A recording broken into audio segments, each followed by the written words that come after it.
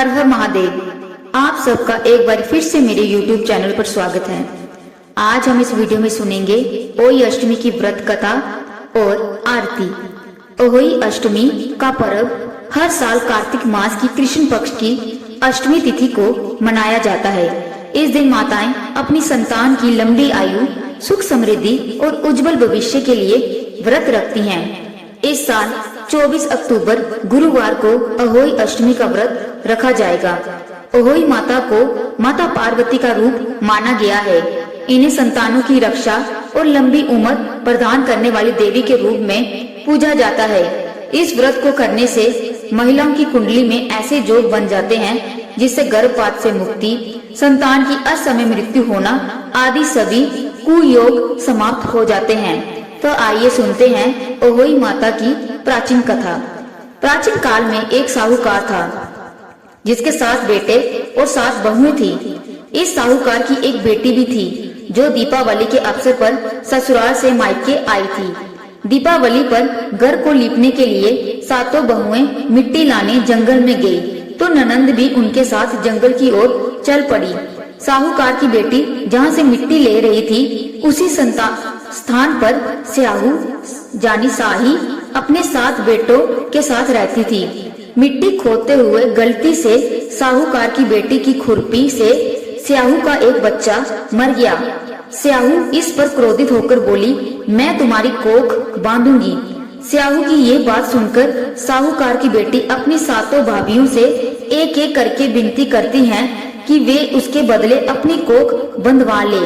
सबसे छोटी भाभी ननंद के बदले अपनी कोख बंधवाने के लिए तैयार हो जाती है। इसके बाद छोटी भाभी के जो भी बच्चे थे वे सभी 7 दिन बाद मर जाते हैं। 7 पुत्रों की इस प्रकार मृत्यु होने के बाद उसने पंडित को बुलाकर इसका कारण पूछा। पंडित ने सुरही गाय की सेवा करने के लिए सलाह दी। सुरही सेवा से प्रसन्न होती है और उसे स्याहू के पास ले जाती है। रास्ते में थक जाने पर दोनों आराम करने लगते हैं। अचानक साहूकार की छोटी बहू की नजर एक ओर जाती है। वे देखती है कि एक सांप गरुड़ पंखनी के बच्चे को डसने जा रहा है और इसलिए वे सांप को मार देती हैं। इतने में गरुड़ पंखनी वहां आ जाती है और खून बिखरा हुआ देखकर उसे लगता है कि छोटी बहू ने उसके बच्चे को मार दिया है। इस पर वे छोटी बहू को चोंच मारना शुरू कर देती है। छोटी बहू इस पर कहती है कि उसने तो उसके बच्चे की जान बचाई है। गरुड़ पंखनी इस पर खुश होती है और सुरही सहित उन्हें स्याहू के पास पहुंचा देती है। स्याहू छोटी बहू की सेवा से प्रसन्न होकर उसे 7 पुत्र और 7 बहुएं होने का आशीर्वाद देती है। स्याहू के आशीर्वाद से छोटी बहू के घर पुत्र और पुत्रों की बधुओं से हरा भरा हो जाता है। तो ये है ओई अष्टमी की व्रत कथा। तो आइए सुनते हैं ओई अष्टमी की आरती। जय ओई माता, जय ओई माता, तुमको निश दिन ध्यावत हरि विष्णु दाता। जय ओई माता, ब्राह्मणी रुद्राणी कमला तू ही जग माता। जो कोई तुमको ध्यावत नित मंगल पाता।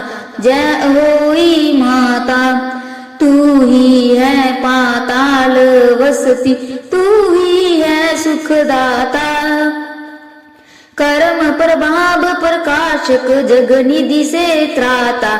जय होई माता, जिस घर थारो बास वही में गुण आता। कर न सके सोई कर ले मन नहीं घबराता। जय ओई माता, तुम बिन सुख न होवे पुत्र न कोई पाता। खान पान का वैभव तुम बिन नहीं आता। जय होई माता, शुभ गुण सुंदर युक्ता शीरन दी जाता। रत्न चतुर्दशता को कोई नहीं पाता।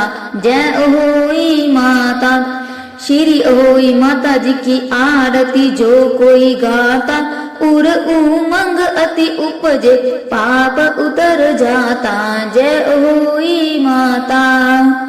अहोई अष्टमी की हार्दिक शुभकामनाएं। जय अहोई माता। जय राधे राधे। अगर वीडियो अच्छा लगे वीडियो को लाइक कर दें, शेयर कर दें।